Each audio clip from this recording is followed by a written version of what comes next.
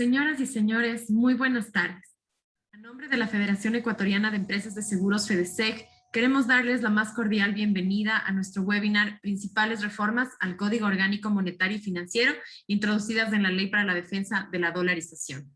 Saludamos a todas aquellas personas que se encuentran conectadas y agradecemos su importante presencia. Mi nombre es Carla Polo y seré su moderadora en este evento. Con el fin de garantizar la calidad de este encuentro, por favor tengan en cuenta lo siguiente. Para una transmisión sin interrupciones, sus cámaras y micrófonos han sido desactivados. Para realizar preguntas al panelista, por favor, utilicen la opción preguntas y respuestas. Para hacer comentarios, por favor, utilice el chat.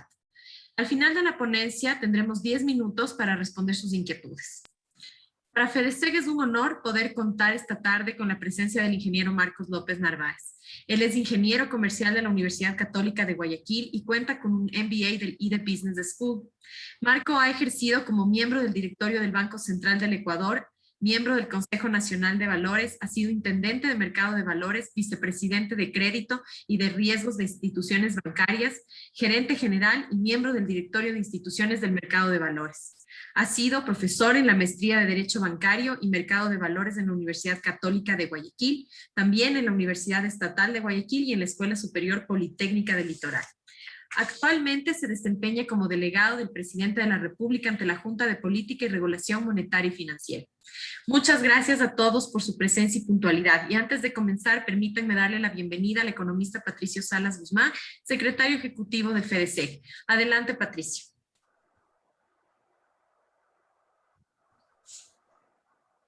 Muy buenas tardes, estimados amigos. Muy buenas tardes, Marco. Gracias por tu apertura para participar de este evento. Tenemos el honor de tener una palabra oficial y muy vinculada con todo este proceso de la reforma legal al Código Orgánico Monetario Financiero en el paquete que se denominó de la defensa de la dolarización, ¿no? Creo que es un momento histórico, con unas reformas muy importantes, no solamente para el sector asegurador, sino en general para el país entero por el alcance de dichas actualizaciones y modificaciones, ¿no?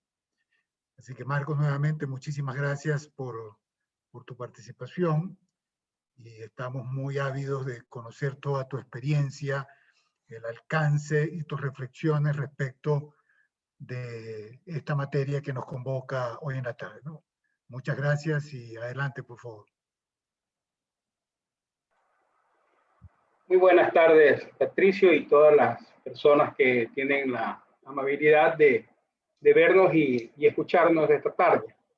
Le agradezco a FEDESEC por la oportunidad de poder dirigirme a ustedes, poderles presentar un poco cuál es la visión de la ley y cuáles son un poco las repercusiones que esperamos que tenga esta ley. Me parece que tengo 40 minutos para la presentación, así que trataré en algunas cosas de ser muy breve porque realmente la presentación es un poco larga, la he recortado casi la mitad, pero tratemos de entrar en el tiempo estimado. Bueno, esta ley fue ya publicada en el suplemento número 443 del registro oficial del 3 de mayo del 2021, entonces es una ley que ya está en vigencia y que todos sus plazos comienzan a correr desde ahora. Permítanme hacer un poco de historia. ¿Qué pasó con la Constitución del 98? En la Constitución del 98 estaba claramente establecida la autonomía técnica y la autonomía administrativa del Banco Central del Ecuador. También estaba establecida en esa Constitución la constitución del directorio.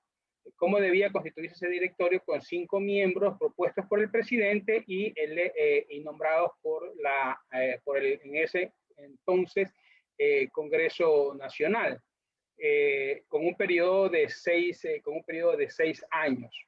El ministro de Finanzas, la única posición que tenía en el directorio del Banco Central era una posición con voz. No tenía voto, era en la posición igual que la que tenía el superintendente de bancos en ese momento. Y una cosa importante, la remoción de los miembros del directorio solo podía hacerse a petición del presidente de la República por razones expresas en la ley y con las 2/3 partes, con la votación de las 2/3 partes de los integrantes del Congreso Nacional. Es decir, había una independencia absoluta para poder tomar decisiones.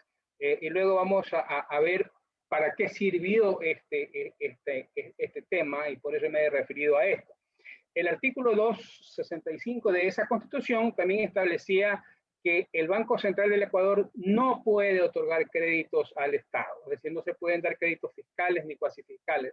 Eso ya lo decía la Constitución del 98. Por lo tanto, no es un tema nuevo.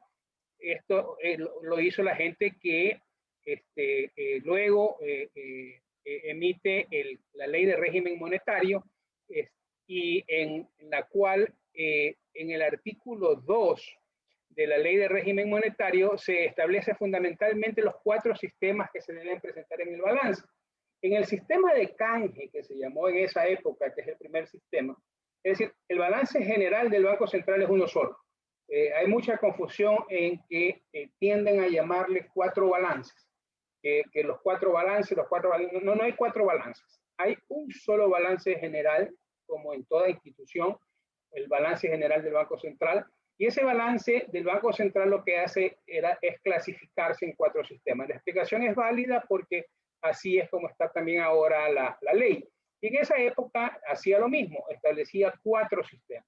En el primer sistema, ¿qué es lo que se ponía? Y se lo llamaba de canje, porque allí se ponían todas las moneditas que emite el Banco Central o que manda a acuñar el Banco Central del Ecuador, que todos nosotros hemos visto que dicen 50 centavos, pero de nada. No dice 50 centavos de dólar, no dice 50 centavos de sucre, básicamente 50 centavos, Banco Central del Ecuador, y está la cara de Eloy Alfaro.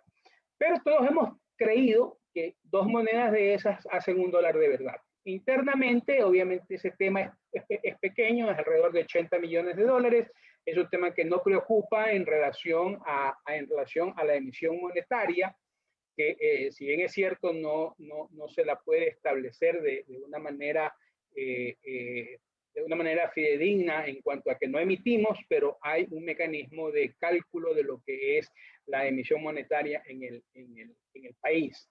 Entonces, estas especies monetarias nacionales sí las conocemos. ¿Cuánto es? Y eso sí está debidamente contabilizado. Eso se ponía en el pasivo. ¿Por qué se empieza por el pasivo? Y esto me adelanto en este criterio. Por alguna razón, cuando hemos visto contabilidad, nos han dicho, cuando compramos un carro a crédito, nos han dicho, entra un vehículo, débito porque entra el vehículo y crédito porque sale un documento por pagar, si es que hemos firmado una letra de cambio o un pagaré. Típico ejemplo de las primeras clases de contabilidad, después de que nos dieron los principios, nos comenzaron a enseñar los asientos, ¿verdad? Entonces, para que cuadre el asiento, el débito, el crédito, tienen que ser igualitos y todo lo demás. Pero en realidad, cuando uno hace el análisis financiero, cuando uno ve la contabilidad financiera, no es el activo el que nace primero, sino el pasivo. Cuando yo compro un carro a crédito, primero me dan el crédito, después me dan el auto. Entonces, primero obtengo el pasivo, después obtengo el activo con los recursos que me han sido otorgados.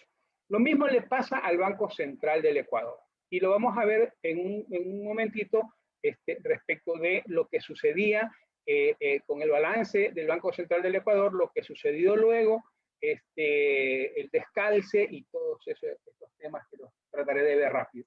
Entonces, como contrapartida, en el activo decía, ok, si tú me quitaste $80 millones, yo esos $80 millones los tengo que tener en activos absolutamente líquidos. Y los activos absolutamente líquidos es aquellos que se le llamó la Reserva Internacional de Libre Disponibilidad. Después vamos a ver cómo está compuesta esa reserva, pero no es otra cosa que los pasivos líquidos que tiene el Banco Central del Ecuador. Luego teníamos el segundo sistema, que era el sistema de reservas, en donde en el pasivo estaban los depósitos de las instituciones financieras públicas y privadas los depósitos que se hacen en el Banco Central del Ecuador, sea por el encaje requerido o sea porque la banca tiene más liquidez de la que necesita en ese momento y lo deposita en el Banco Central. El sistema financiero, que está compuesto por banca pública, banca privada y cooperativas y mutualistas, solo pueden tener en 3 lugares su liquidez. O lo tienen en sus bóvedas, o lo tienen en el exterior, o lo tienen en el Banco Central. No hay donde más poner el efectivo que pueda tener una institución. Entonces, en el Banco Central se deposita, y se deposita por obligación, no porque en dolarización el sistema financiero podría tener la elección de decir yo no lo quiero depositar allí, lo quiero depositar en otro lado. Pero hay un montón de regulaciones que hacen que se obligue al sistema financiero a que se deposite en el Banco Central del Ecuador. Y esto que estoy diciendo no es un tema menor, que se obligue, recordemos de eso, es un depósito obligado que se hace en el Banco Central del Ecuador. Y en esa época lo que se decía es que el activo debería ser reservas internacionales de libre disponibilidad, 100% y en todo momento. El tercero era el sistema de operaciones, allí estaba el sector público no financiero y otras obligaciones financieras que tenía el Banco Central, y en el activo se contabilizaba lo que sobraba de RIL y otras inversiones que se hacían en organismos internacionales, y bueno, el sistema de otras operaciones, que es el cuarto sistema, que daba el resto, obviamente, de lo que sobraba para cuadrar el activo y el pasivo y patrimonio por el otro lado.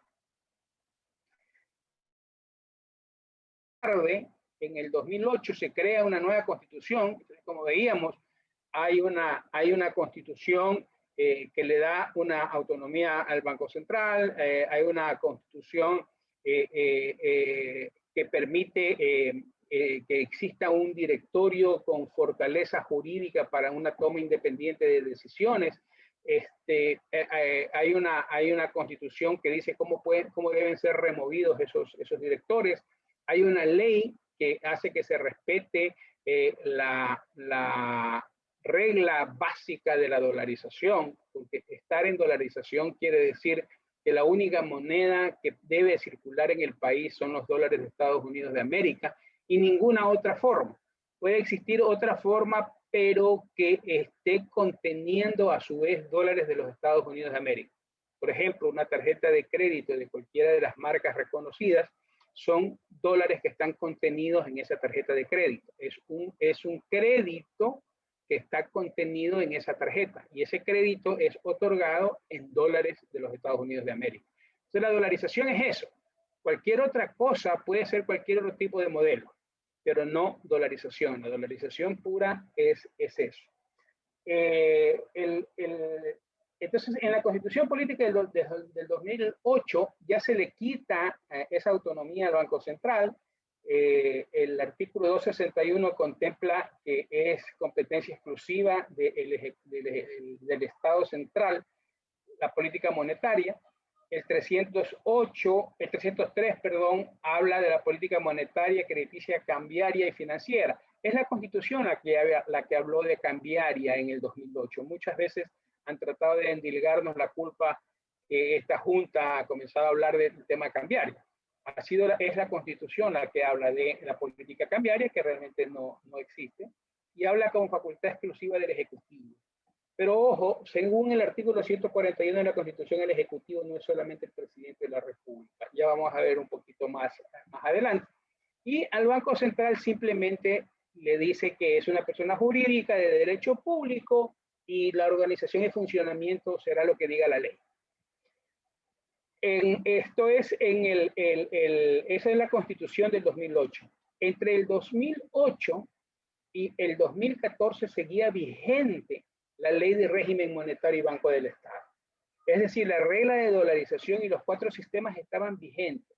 Sin embargo, fueron violentados permanentemente esas reglas. ¿Qué pasa 6 años más tarde? En el 2014 se establece el Código Orgánico Monetario y Financiero. En el artículo 13 nos dice cuál es la conformación de la Junta. El ministro de Economía y Finanzas, que preside la Junta, está el ministro delegado por los ministros del sector de la producción, el presidente delega a un ministro de ellos, un delegado el ministro de la planificación y un delegado del presidente de la República. Así es como está conformado hoy la Junta. Y participan en las deliberaciones con voz, pero sin voto, todos los superintendentes, el gerente general del Banco Central y el presidente del directorio de la COSEDE. ¿Cuáles son los inconvenientes de la conformación de la Junta actual? Que primero no tiene una estructura técnica para actuar de mutuo propio. La única persona de tiempo completo es el delegado del presidente de la República.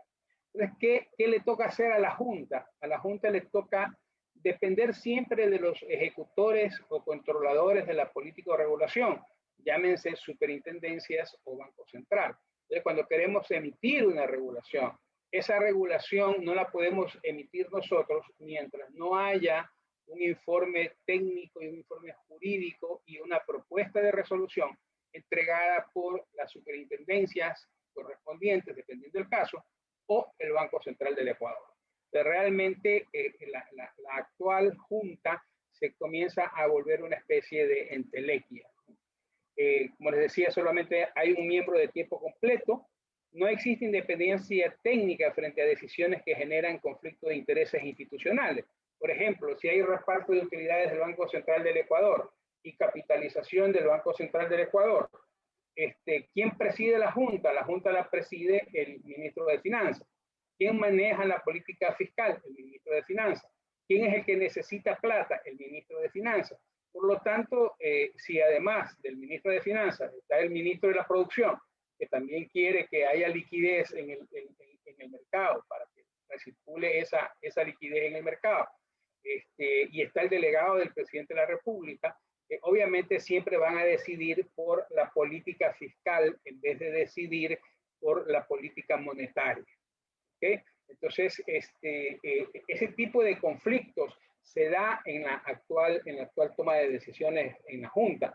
La utilización de la Reserva Internacional versus financiación del gasto público, por ejemplo. Hemos visto durante 10 años, los 10 años anteriores a este gobierno, cómo se financió gasto público con reserva, la política de encaje versus política de expansión de crédito, en fin, hay varias políticas que entrarían en conflicto con la actual Junta. ¿Qué pasó con el Banco Central dependiente básicamente de la Presidencia de la República? Se lo descapitalizó, se financió el gasto público con dinero de los depositantes, como obligándolos, y el sector de seguros también fue víctima de este tema, porque hay una obligación de inversión en papeles del Estado. Y en el caso del sistema financiero, también había una obligación de inversiones en banca pública y una obligación de inversiones en papeles que vienen del mercado de valores. Bueno, para las compañías de seguro también tienen las mismas, un poco las mismas exigencias, pero en el sector financiero obviamente era más evidente y más visible el impacto de este tema. ¿Y para qué? Obviamente, si quito dinero que le dejaron los depositantes a la banca, a las mutualistas o a las cooperativas, para que me compren bonos del Estado, lo que estoy haciendo es financiando el gasto público con los depósitos monetarios. Y los depósitos monetarios se hicieron para financiar el crecimiento del país, para dar crédito. No se hizo para financiar el gasto público. Sin embargo, eso se hizo durante esa época. Se financió el gasto público con emisión de dinero contable. Yo creo que esta es la parte más complicada. Es lo que yo llamo desde el punto de vista de técnica financiera, un crimen financiero. Porque es un atentado, es una puñalada que podría llegar a ser mortal a el esquema de dolarización, el haber emitido dinero de una manera contable. Me dirán, pero ¿cómo el Banco Central puede emitir si eso es de la Reserva Federal? Es potestad de la Reserva Federal. Pues ya lo vemos en un ratito cómo se puede hacer. Se tomaron regulaciones de liquidez, sobre todo antitécnicas, para proteger al Banco Central de un posible default. El Banco Central se descapitalizó sistemáticamente, se llegó a descapitalizar casi en 2.700 millones, porque se dieron todos estos casos. Vale la pena, creo que ya los hemos repetido, los han escuchado varias veces, las formas como se fue descapitalizando el Banco Central, porque todo esto representaron disminuciones de activos, ¿no? Entonces, si se entregan 2.650 millones de activos a cero valor, obviamente se afecta el patrimonio. Eso juega directamente contra el patrimonio. Se acredita el activo, se baja el activo y obviamente se baja el patrimonio a través de un débito al patrimonio. Los activos del Banco Central se fueron volviendo ilíquidos porque se generó créditos por 7.000 millones de dólares, más o menos, casi 8.000 millones de dólares, pero un crédito que ya vamos a ver que se lo hizo, que es lo que hace la generación contable de dinero. Entonces, se presta alrededor de 7.000 millones de dólares y luego, graciosamente, se hace una dación en pago por 2.300 millones de dólares con acciones que no pueden ser vendidas, que son las acciones del CFN, Banecuador y Conafips. Por lo tanto, comercialmente no tiene valores ese activo, dándole obviamente un golpe extremadamente fuerte a la liquidez de los activos del Banco Central del Ecuador. 2.300 millones pasaron a ser un activo totalmente ilíquido. De haber tenido un activo medianamente líquido, que eran bonos, pasan a tener activos totalmente ilíquidos, que son unas acciones.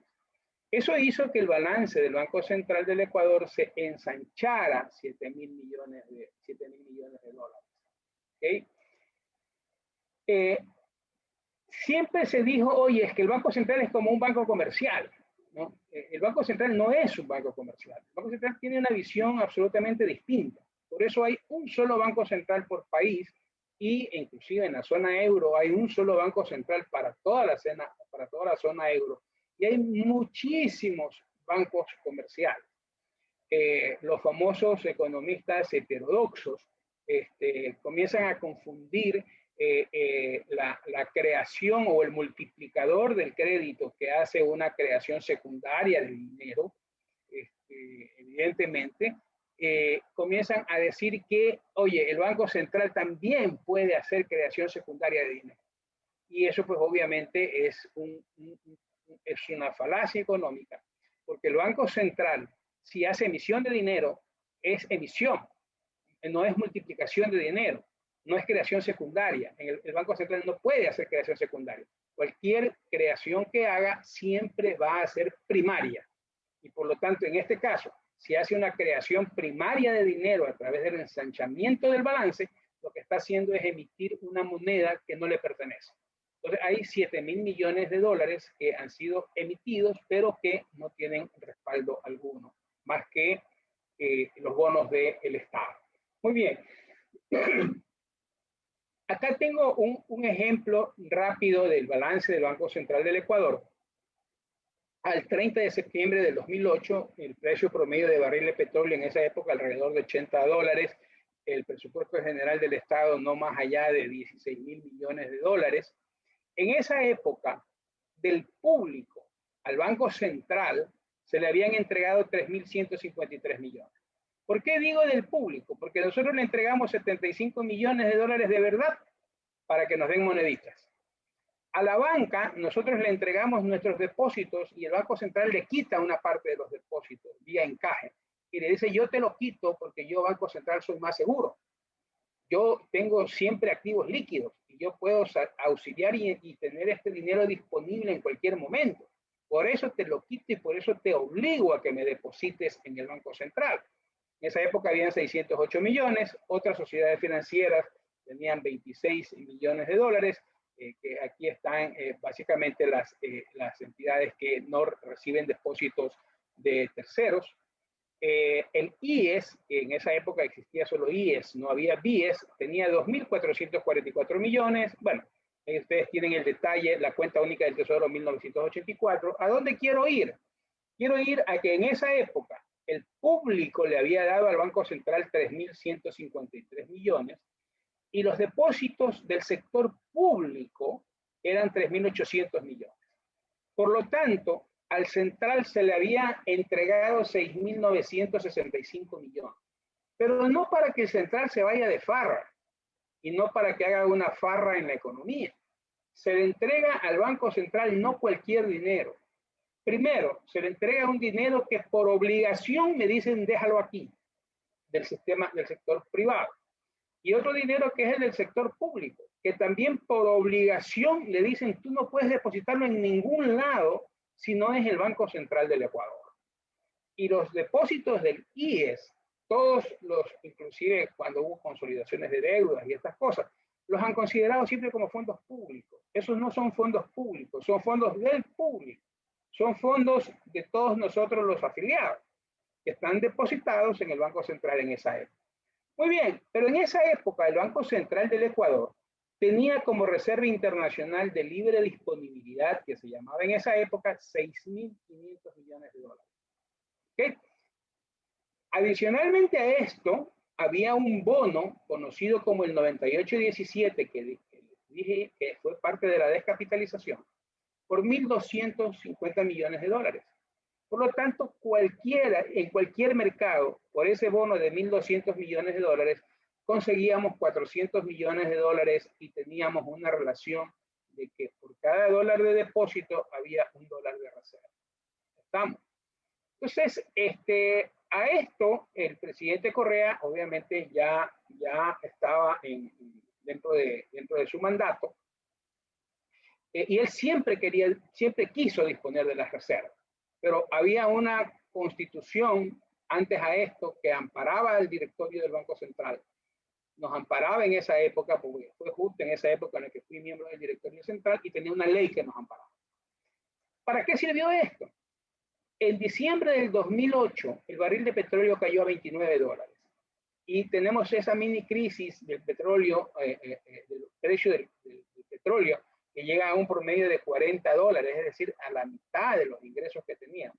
Que el gobierno se ufana de decir, pasamos esa crisis. Pero ¿cómo pasamos esa crisis? Pasamos bajando los depósitos en un 54%. Miren que habían 6.965 millones de depósitos y se llega a 3.200. Miren cómo baja la cuenta única del Tesoro de 1.900 a 400. La cuenta del Seguro Social de 2.400 a 1.000 millones. Aquí es cuando comienzan a tapizar a las instituciones que tienen liquidez, las comienzan a tapizar de bonos del Estado para poder financiar el gasto público. Entonces, se siguió el ritmo de gasto, en lugar de frenar el ritmo de gasto. Si ya me bajaron los ingresos porque el precio del petróleo bajó, yo debía haber frenado el ritmo de gasto. Eso es lo que debió haber hecho el ministro de Finanzas de esa época. Haber frenado el ritmo de gasto, pero no, en vez de frenar el ritmo de gasto, lo que hizo fue comenzarle a meter mano a todas las instituciones que tenían liquidez y a empapelarlas del bono del Estado. El Banco Central pudo responder sin problemas porque tenía 1 a 1, ¿okay? Y a pesar de toda la crisis, al final queda con 80 centavos por cada dólar.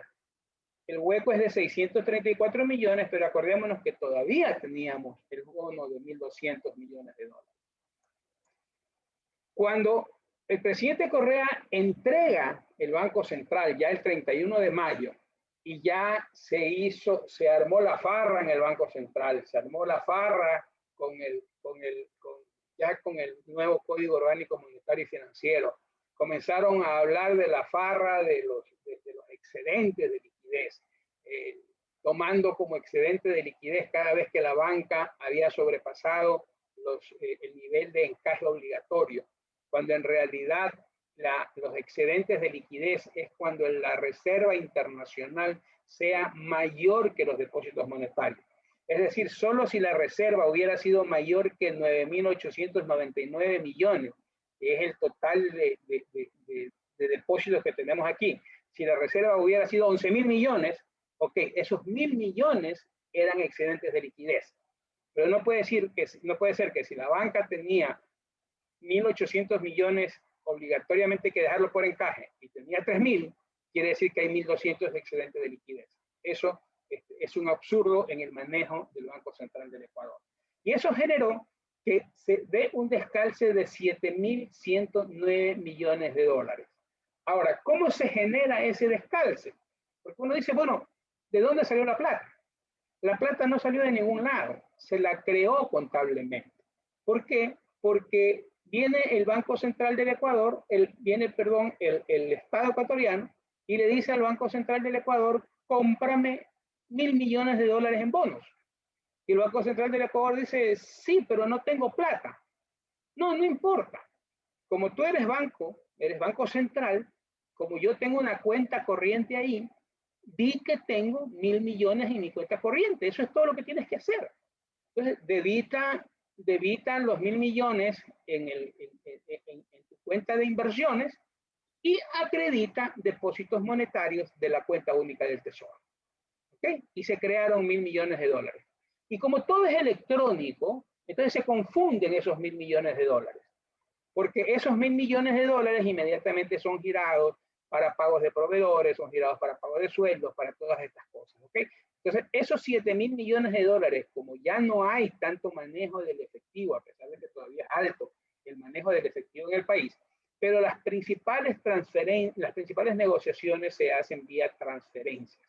Entonces, no se notó en el mercado esos 7.000 millones de dólares, pero realmente se dieron a través de una creación contable de dinero en el Banco Central del Ecuador.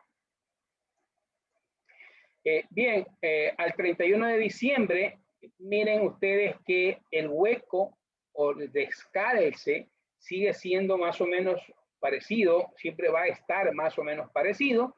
La cobertura es diferente porque obviamente las magnitudes son diferentes. Estamos hablando acá de 13.000 millones de depósitos frente a 7.000 millones de reserva en ese momento. Obviamente este hueco, pues, si mañana estamos hablando de 70.000 millones de depósitos y 63.000 millones de reserva, obviamente ese hueco va a pesar cada vez menos. Mientras el barco es más grande y el ancla sigue siendo del mismo porte, pues no, se va solucionando el problema. Entonces ha ido mejorando la cobertura de un 28%. De cada dólar de depósito hemos llegado a tener ahora 52 centavos después de haber tenido 28 centavos. Entonces esa es una mejora que se ha obtenido. ¿En función de qué? De una reforma legal que se hizo. Aquí el Banco Central podía comprar títulos al Estado y a la banca pública. En el 2008 se pasa una reforma en la cual se prohíbe la compra de títulos, pero solo eso, solo la compra de títulos al Estado y a la banca pública. No se prohíbe otros mecanismos que se puede dar con la imaginación, como establecer una cuenta por cobrar, por ejemplo, ¿verdad? Eso no está prohibido. Podría alguien establecer de alguna manera créditos directos o indirectos hacia el Estado que no sea la compra de títulos. Entonces, no era suficiente esta reforma, pero eso ayudó a que el gran desangre que tenía y el gran ensanchamiento del balance del Banco Central pare. Miren ustedes cómo aquí está la demostración de la línea roja, que son los depósitos en el Banco Central, la línea azul son las reservas internacionales, y cómo a partir del 2017 ese hueco permanece más o menos constante. Ahora bien, muchos han hablado, oye, 7.000 millones no es nada frente a los 60 y pico de miles de millones que representa el tamaño de la dolarización. Y eso lo he escuchado hablar sobre todo a los economistas heterodoxos.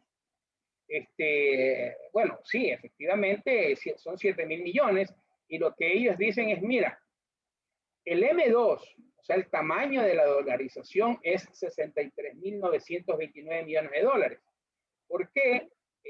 Porque cojo el multiplicador del crédito, cojo la base monetaria por el multiplicador del crédito, que es 2.32, y allí tengo los 63.929 millones. O al revés, si quiero verlo, cojo el total del M2, lo divido para la base monetaria y tengo el multiplicador del crédito.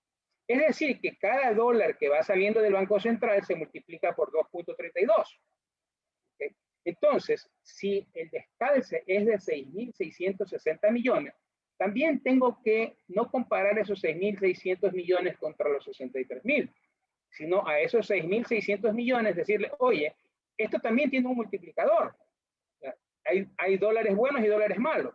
Entonces, al igual que los dólares, tanto los buenos como los malos, se multiplican, entonces tengo que multiplicar por el 2.32 y yo tengo que el descalce ya con el multiplicador son 15.450 millones. Es decir, el 24% de la dolarización está sostenida en bonos del Estado.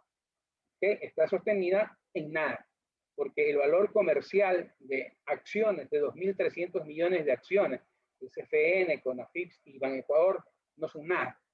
¿Okay?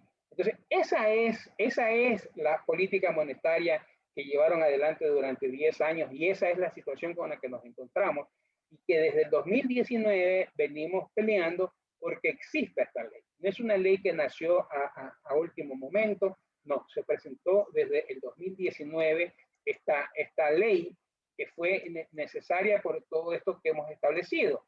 Establecer estas reglas básicas, la independencia, conformar juntas que no tengan conflictos de intereses, no emitir dinero porque eso es responsabilidad solo de la Reserva Federal, no otorgar créditos fiscales ni cuasi fiscales, retomar los 4 sistemas en los que se clasifique el balance, retomar la regla de dolarización, es en que la reserva sobre los depósitos debería ser 1 a 1, la intervención en remediación financiera solo cuando exista liquidez propia. ¿Y cuando es liquidez propia? Cuando la Reserva Internacional sea mayor que los depósitos recibidos. Excluir al Banco Central de funciones que le son ajenas, como el tema de la banca cerrada, que le genera más problemas y le genera más contingencias legales que algún beneficio al Banco Central del Ecuador. Eso hay que sacar. Planear una vía de solución para las acciones de la banca pública que puedan retornar al dueño natural de la banca pública, que es el Estado representado por el Ministerio de Finanzas. Las principales reformas que se hicieron a esto, lo primero que se hizo es decir, oye, la regulación y el control debe estar basado dentro de más o menos las mejores prácticas internacionales, obviamente lo que pueda ser adoptado por el país. Hay normas y prácticas internacionales que su implementación sería tan caro que nos costaría más que el mercado, sobre todo en el mercado de valores, por ejemplo. Los principios IOSCO en temas de depósitos centralizados de valores, por ejemplo, tienen unas normas tan altas, tan elevadas, que poder cumplirlas costaría mucho más el total de activos que tiene el mismo depósito centralizado. Y no lo podría cumplir ni siquiera el Banco Central tampoco, en cuanto a los principios IOSCO. Ahora bien, en el tema de las 2 juntas se habló mucho de la falta de constitucionalidad de esta ley. ¿Okay? Al igual que la actual Junta de Política y Regulación Monetaria y Financiera, lo que se hace es crear 2 juntas, una monetaria y una financiera, que están integradas por miembros que son funcionarios públicos, miembros de tiempo completo y que pertenecen a la función ejecutiva. Por lo tanto, cumplen con lo establecido en la ley, que es que la política sea dada por la función ejecutiva y que sea instrumentada a través de que sea instrumentada a través del Banco Central del Ecuador. Entonces, el Banco Central del Ecuador es el que instrumenta esa política monetaria. Ahora, la Junta de Política y Regulación Financiera, que es es la que se va a dedicar a la parte de los negocios financieros, de los negocios de servicio financiero. Se va a emitir política y regulación crediticia y financiera, valores y seguros, y esto está aumentando, que se aumenta por una ley orgánica de los seguros prepagados, en la que establece que la Junta es el ente regulador y la Superintendencia de Compañías el ente controlador. Está conformada por 3 miembros de tiempo completo, propuestos por el presidente de la República, designados y posesionados por la Asamblea Nacional, que tiene que cumplir requisitos establecidos, 10 años de experiencia, pueden venir del sector público, del sector privado o de la cátedra. Solo de los 10 años, solo podrían acreditar 4 años como catedrático. Puedes haber estado 20 años dando clases, pero solamente vale para acreditar el 40% de la experiencia. El otro 60% tiene que haber estado en puestos relevantes en estos temas. Puede haber estado en la superintendencia de banco, en la superintendencia de compañía, puede haber estado en la Contraloría General del Estado, puede haber estado en la Procuraduría, en fin, en puestos relevantes que tengan relación con los temas que están aquí. Por lo tanto, no es cierto que este es un puesto solamente para ex banqueros. Además que está prohibido que un propietario de banco, que es alguien que haya tenido acciones 5 años atrás, pueda ser miembro de la Junta, o que 2 años atrás haya sido representante legal o apoderado general de cualquiera de las instituciones. Es decir, banca privada, mutualistas, cooperativas, compañías de seguros, de reaseguros, brokers, bolsas de valores, casas de valores, administradoras de fondos, calificadoras de riesgo. Es decir, todas esas empresas, ninguna de ellos podrían ser parte de la Junta Financiera. Tampoco si es que en su administración entraron en liquidación forzosa las instituciones, no podrían ser parte de la Junta. Tiene que tener cuarto nivel, es decir, se busca no pertenecer a partido ni movimiento político alguno, por lo tanto se busca una idoneidad técnica y una idoneidad personal en las personas, tanto de la financiera como la monetaria. Me voy a referir a las dos para efectos de ahorrar un poco de tiempo, porque básicamente es el mismo camino, ¿no? Ahora, en el caso de la Junta Financiera, únicamente cuando se requiera de recursos fiscales, el ministro de Finanzas tiene que dar una aprobación previa, porque evidentemente nadie puede meterle mano al presupuesto general del Estado. Así como le decimos al ministro que a usted no le meta la mano al Banco Central, uno no le puede meter la mano a los recursos del Estado si al que le encargaron manejar ese dinero no nos dice sí, está bien, pueden hacerlo. Y está dentro del presupuesto, hay financiamiento y todo lo demás. Entonces solo allí podrían estar. Ahora, con voz pero sin voto, va a estar el presidente de la Junta de Política y Regulación Monetaria, los superintendentes y el presidente del directorio de la COSEDE y un delegado del MEF. Que ese delegado no puede ser el ministro. ¿Por qué no puede ser el ministro? Porque la figura del ministro de Finanzas es demasiado fuerte para cualquier cuerpo colegiado. ¿Okay? Entonces, lo que menos queremos es una injerencia en las decisiones que se puedan tomar en estos cuerpos colegiados. Bien, funciones son básicamente las mismas. Voy a resaltar alguna por allí que no había. Esta, por ejemplo, que ahora se aumenta, antes quedaba hasta valores y seguros, regular la creación, constitución, organización y todo lo demás. Ahora se pone de los servicios de atención integral de salud prepagada.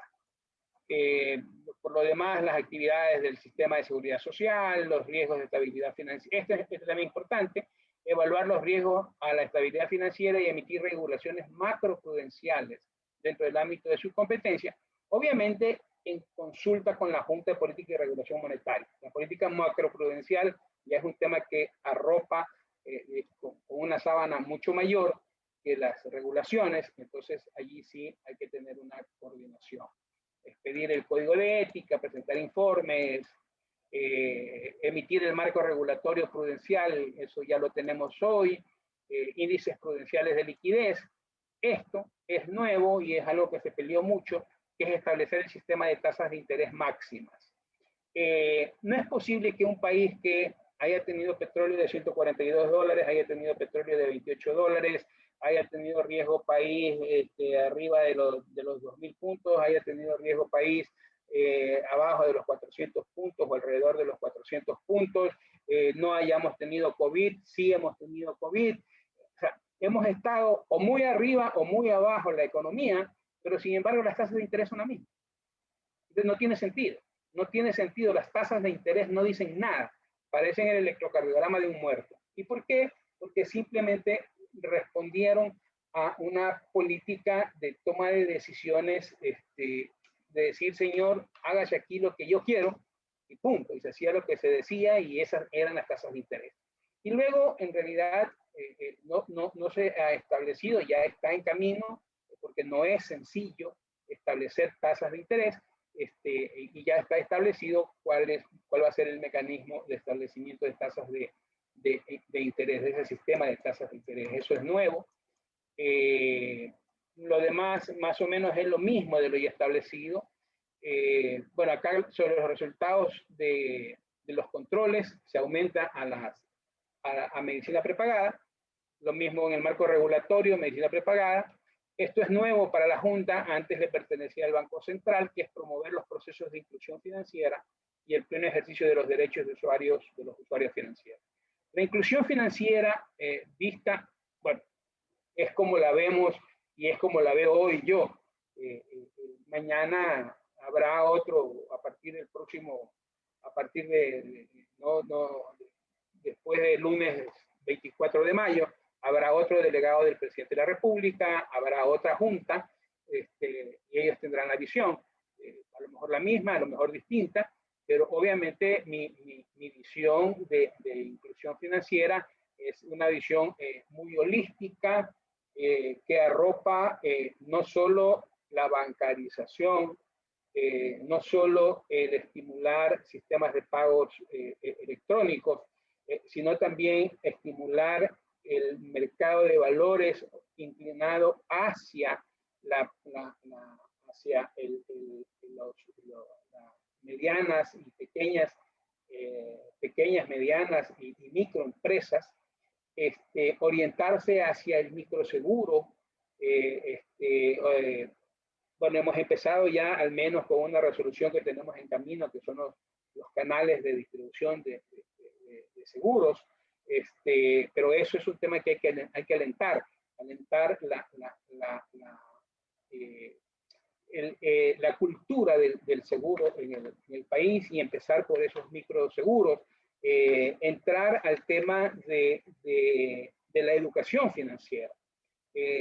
Bueno, yo ya estoy un poco cargado de años y de libras también, pero en mi época yo recuerdo que en el libro El Escolar Ecuatoriano, que era nuestro libro desde cuarto hasta sexto grado, tercer grado se veía el lugar natal, recuerdo, pero de cuarto a sexto grado había El Escolar Ecuatoriano, y otros utilizaban la colección LNS de los salesianos. Pero allí en esos libros nos enseñaban que capital por tanto por tiempo dividido para 36.000 era igual a intereses, que el capital más los intereses es igual al monto, y nos enseñaban a qué era igual el capital cuando conocía el monto, en fin. Nos metían en un mundo en que uno veía, oye, ¿qué es esto de los intereses? Hoy uno le pregunta a bachilleres que no son contables si es que entienden el tema de tasas de interés, y se pierden. A lo máximo, pero así a lo sumo calculan una tasa de interés. Entonces van a cualquier almacén y le dicen, ve, las cuotitas. Entonces ellos cogen, suman las cuotitas, restan el valor del producto y dicen, mira lo que me están cobrando de intereses. Está bajo. Y se olvidaron de todo el concepto de la matemática financiera. Entonces, hay que trabajar también en la educación financiera, y eso tiene que empezar desde las mallas curriculares. Entonces, es un tema ambicioso, que va mucho más allá de la simple bancarización. Eso no quiere decir inclusión financiera, sino mucho más allá. Luego, establecer el sistema para definir los cargos por los servicios que prestan las entidades financieras. Ya no es, como decía antes, los cargos máximos, sino un sistema que se puede establecer. Diría que eso es algo novedoso. Bueno, en todos lados donde va a decir que ahora tengo que regular las compañías de seguros y reaseguros, vamos a revisarlo. Algo interesante es que la nueva junta va a tener una secretaría técnica, y que por lo tanto va a poder tener el apoyo técnico necesario para poder establecer regulaciones. para poder analizar los efectos, porque hoy de mutuo propio no podemos establecer la regulación. De hecho, y lo estamos viviendo en algunos casos, hay regulaciones que queremos emitirlas, estamos de acuerdo en emitirlas. Sin embargo, la superintendencia correspondiente se toma su tiempo, o no le interesa, o dice que no está de acuerdo, o lo que sea, y dependemos de ellos, porque no podemos nosotros emitir el informe técnico y el informe jurídico y la propuesta de resolución. Lo tiene que hacer el ente de control. Entonces, esta entelequia que es la Junta de hoy, había que cambiarla. Y por eso es esta renovación de la Junta, esta forma nueva de hacer la Junta, que va a conformar esta Junta, esta Secretaría Técnica, con alguien que sea idóneo también desde el punto de vista personal y desde el punto de vista técnico. Básicamente lo único que varía son los años de experiencia, ¿no? Al miembro de la Junta se le pide 10, al otro 5. De ahí, por lo demás, bueno, y el tercer nivel, que se le pide al secretario técnico, que al otro se le pide cuarto nivel. Pero de ahí, todos los temas de ética, de código de ética y de conflicto de intereses deben respetarse. Bueno, las funciones, obviamente, son una parte técnica de esta cuestión. Luego tengo la Junta de Política y Regulación Monetaria, que de nuevo se va a encargar de formular la política monetaria y es el máximo órgano de gobierno del Banco Central. Va a instrumentar la política, igual está conformado, igualito que la Junta de Política de Regulación Financiera.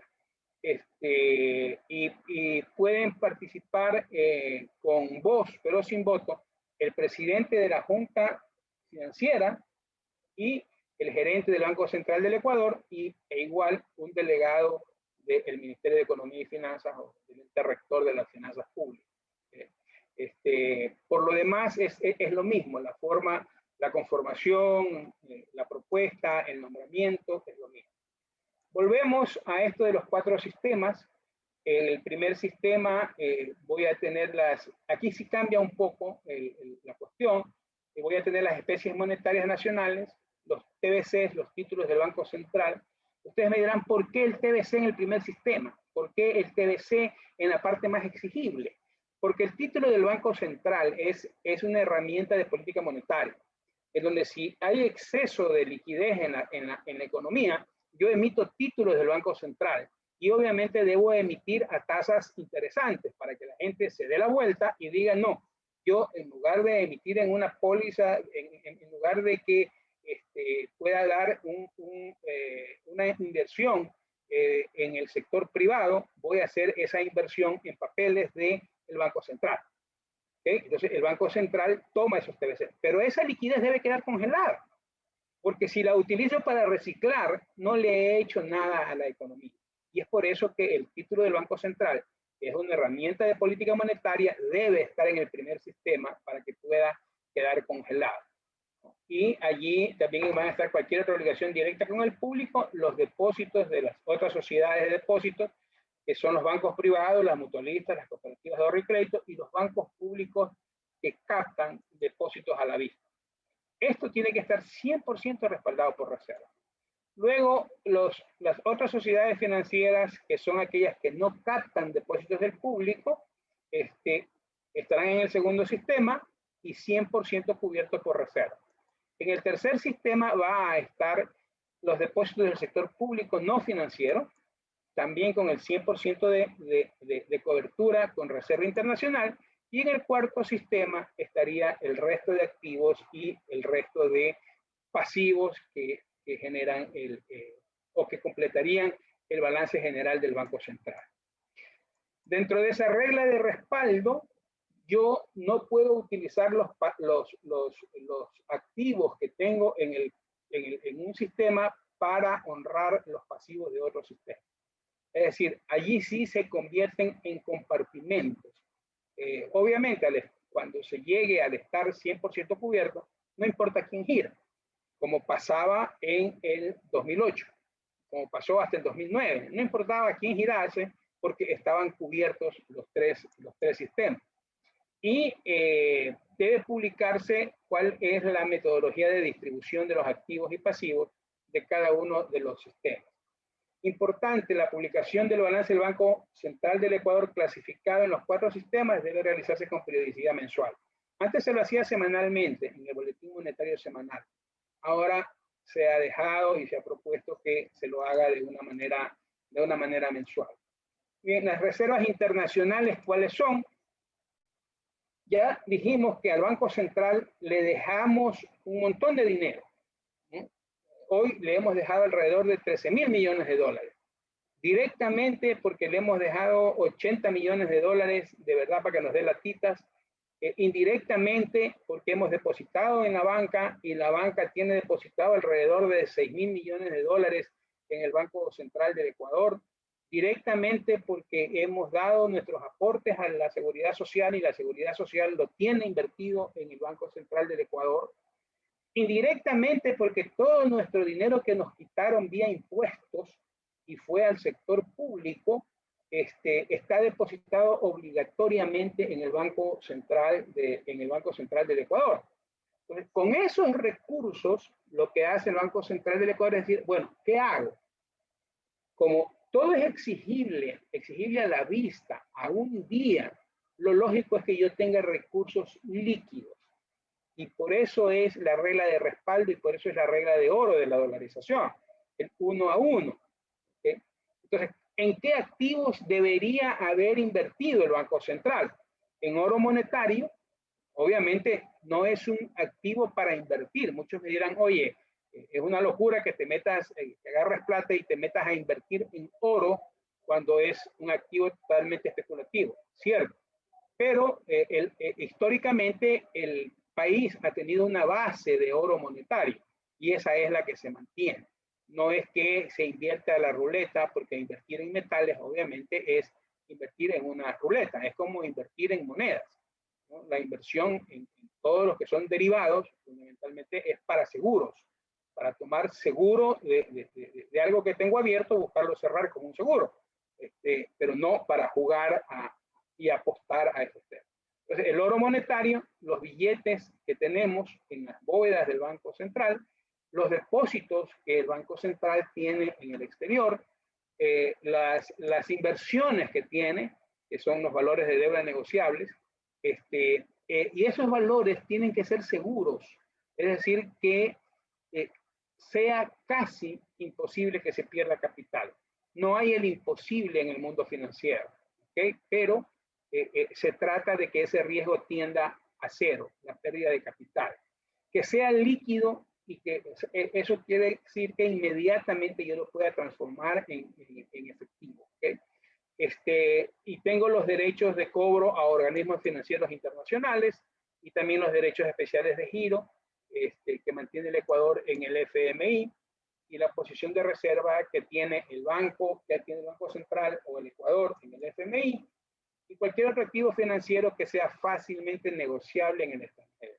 Ahora, los bonos del Estado ecuatoriano, por ejemplo, los de deuda local, ¿los puedo vender en el exterior? No, porque tendría que entrar a un depósito en el exterior que tienen certificados de depósito de esos bonos y esos certificados de depósito que tienen ese activo subyacente recién es el que yo lo puedo negociar en el exterior. ¿Okay? Entonces, no son bonos negociables y por lo tanto no son bonos líquidos. Son bonos seguros. Si yo quiero venderlos en este momento, toda la gente ha comprado esos bonos a la par. Yo le garantizo pues que antes de las elecciones, nadie sacaba más de 30 centavos por cada dólar de esos bonos. Y esto es. Hoy probablemente se saque un poco más, pero a la par no. Por lo tanto, se perdería un montón de dinero. El Banco Central del Ecuador, que tiene 5.000 millones de dólares en bonos del Estado, si los tira al mercado, primero que generaría una sobreoferta impresionante y segundo que prácticamente no conseguiría compradores. Por lo tanto, no es un bono líquido ni seguro. Y eso es lo que está amparando los 7.000 millones de dólares que decía del famoso descalce. Bien, yo creo que me voy a quedar allí por efectos del tiempo. Hay otras reformas que podrían ser interesantes tratarlas. Rápidamente la creación de una unidad que va a ver todo lo que es banca cerrada. De aquí que dice que las entidades financieras públicas que sean titulares de acciones de entidades financieras privadas podrán venderlas, se refiere básicamente a que pueden vender el Banco del Pacífico, y el valor que se saque de la venta del Banco del Pacífico serviría solamente para fortalecer reservas en el Banco Central. ¿Okay? Acá el tema no es, oye, ¿por qué ustedes están locos por fortalecer las reservas y no cogen ese dinero y lo prestan? ¿Okay? Porque primero no es un tema, el crédito no es un tema de falta de liquidez en el sistema financiero. Hoy la banca y las cooperativas están sobreencajadas. Hay mucha liquidez en el mercado, pero obviamente esa liquidez es muy difícil colocarla cuando la percepción de riesgo es muy alta. Entonces se quiere colocar eso a tasas extremadamente altas, y con tasas fijas es difícil que el que tiene la responsabilidad de depositario asuma el riesgo de decir, voy a coger los depósitos monetarios y los voy a poner en activos que tienen alto riesgo y en el cual yo no tengo un margen que me permita absorber ese riesgo de una manera adecuada. Porque ver que la tasa, restar tasa pasiva menos tasa activa, ese es el margen financiero. Eso es lo teórico. Eso es lo teórico, ¿verdad? Pero usted allí tiene encaje, usted allí tiene requerimientos mínimos de liquidez, ahí tiene coeficientes de liquidez doméstica, allí tiene requerimientos de provisiones, tiene requerimientos de patrimonio técnico. Es decir, ese margen se ve estrechado por muchas otras cosas que nadie considera en el momento del cálculo del margen financiero. Bueno, una cosa que es importante, y con esto termino para dar paso a preguntas. Con esto termino. En este periodo de transición, hasta que la nueva Junta Financiera, la Junta Monetaria y el gerente general del Banco Central hayan sido designados y posesionados, la actual Junta de Política y Regulación Monetaria y Financiera, no las mismas personas, la actual Junta, que estará conformada por el nuevo delegado del presidente de la República, por el nuevo ministro de Finanzas, por el nuevo secretario de la Planificación y por el nuevo ministro delegado por los sectores de la producción, sigue con las mismas funciones que tiene o que le da el artículo 14 del actual código. ¿Okay? Y permanecerá allí hasta que sean conformadas las nuevas juntas. Y las nuevas juntas, el presidente tiene 90 días a partir del 3 de mayo que fue publicada la ley para presentar los nombres. Y la asamblea tiene 15 días término, 15 días laborables para pronunciarse sobre esos nombres. Si no se pronunciara, si rechazara, si no se pronuncia, entrarían por Ministerio de la Ley. Si rechazara alguno de los nombres por las razones establecidas en la ley, el presidente tendría 5 días para presentar un nuevo nombre y la asamblea 15 días adicionales para poder dar paso a la designación y posesión de ellos. Bueno, quisiera quedarme allí, la verdad hay muchas otras cosas en el tema de la ley, como la devolución de la dación en pago, de las acciones de dación en pago, como el plazo que se da hasta el 2026 para cubrir el primer sistema y hasta el 2035 para cubrir todos los demás sistemas. En fin, hay varias disposiciones transitorias que resultan interesantes para el tema de la ley. Bien, con eso termino. Les agradezco por la paciencia, un tema árido y a veces causa sueño, pero les agradezco por la paciencia de haberme escuchado. Y un tema que sí quería dejarles en claro: esta ley fue escrita por ecuatorianos. Fue escrita por un equipo de técnicos y abogados ecuatorianos, que fue vista por el Fondo Monetario Internacional, por abogados y por técnicos del Fondo Monetario Internacional, sí. Pero el Fondo Monetario Internacional no escribió un artículo de esta ley.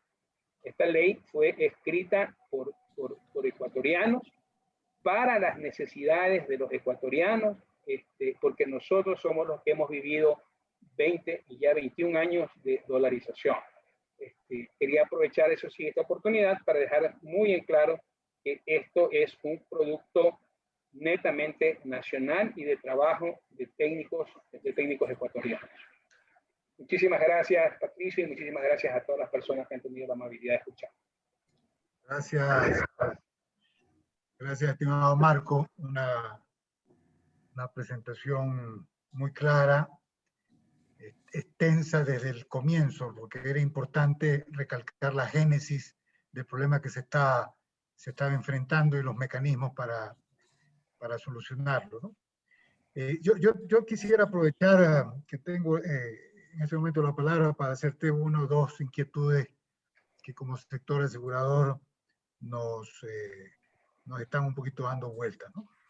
La primera hace referencia a las funciones de la Junta Financiera, y en las mismas, en el detalle de la misma, hay ese numeral 11 que tú algo lo referiste ahí, que establece como una de sus funciones el establecer, dice, el sistema para definir los cargos por los servicios que presten las entidades financieras, valores, seguros y de salud prepagada. ¿Ok? Es decir, ¿qué se debe entender este numeral, ¿no? Establecer el sistema para definir los cargos por servicio. Usualmente las compañías de seguros, el cargo por servicio es lo que nosotros llamamos la prima, a no ser que no estemos viendo todo toda la situación, ¿ok? Y esto con relación a que el monetario en el libro tercero, que incluye